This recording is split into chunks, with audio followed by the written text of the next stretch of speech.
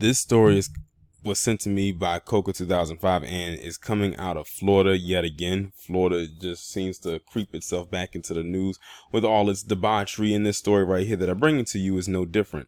This individual's name is Alan Luis Forget, and trust and believe, after reading this story, I hope that when they slam the door on this case, as well as him inside of a cell, that we just forget about him altogether.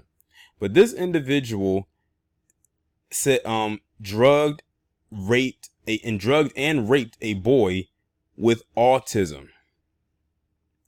Now, according to the article, it says that this happened 2 years ago and that the boy was 15 years old.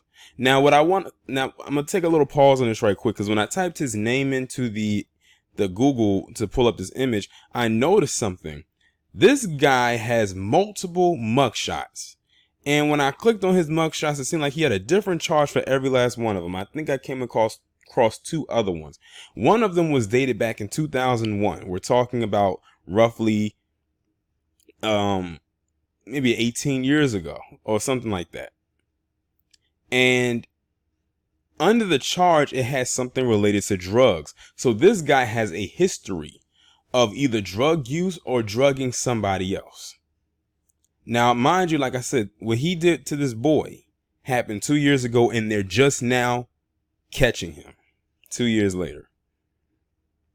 It says 2 years after a 15-year-old boy with autism died of pneumonia and a drug toxicity, a Lakeland man has been arrested on charges in connection with the boy's death.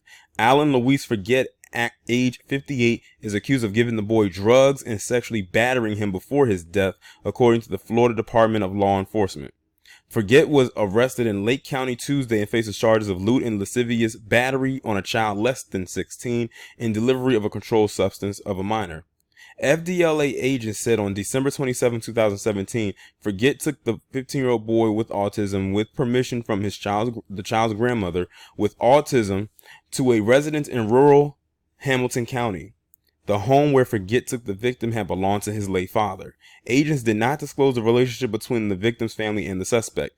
On December 29th, agents said the boy was found at the home unresponsive and Forget called 911. The victim died at a Hamilton County hospital. Now, let me pause right there. He took the boy to his house. The boy ends up dead from drugs and he was raped. Why does this sound so much like what Ed Buck has been doing to these gay black men over the course of the last 2 years? And mind you, the first time we heard about Ed Buck doing this was in 2017 as well, just months prior to this. Now, I'm not saying that the autistic boy was that way, but the stories almost line up in similarity. Gone to somebody's house, but the boy had autism, so he wasn't all the way there. He got him hooked onto drugs. Then he ended up sodomizing the boy, and now the boy's dead, which is almost the same exact thing that happened with Ed Buck, only those guys were not autistic. That's just a little connection I decided to make there. An autopsy revealed that the victim had morphine and Xanax in his system, and the medical examiner determined that the boy died from drug toxicity and pneumonia. After interviewing the boy's family members and others who knew Forget, FDLA agents said they believe the 58-year-old man drugged the victim and sexually battered him prior to his death. Several other allegations of sexual abuse have also been made against Forget, leading agents to believe there could be additional victims. The investigation is ongoing and there could be additional charges. Forget has residences in Lakeland and Sorrento. They just need to slam the door shut, like I said, on this guy. Like I said, he has charges from years ago, and it sounds like he may have been engaging in something like this for quite some time now. And he doesn't need to be put back out there into the streets. As you can see by them constantly doing that, now somebody's dead. I just did a video talking about where they said they felt this old white guy was too old to be in jail. And the minute he gets out of jail, what does he do? He goes and terrorizes 2 more women, and then he killed one of them.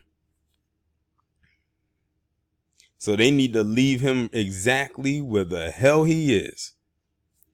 And don't even think about even pondering allowing him to be out, because he doesn't deserve to be. But y'all let me know what you think about this down in the comments. Like, share, subscribe. I will talk to you in the next one.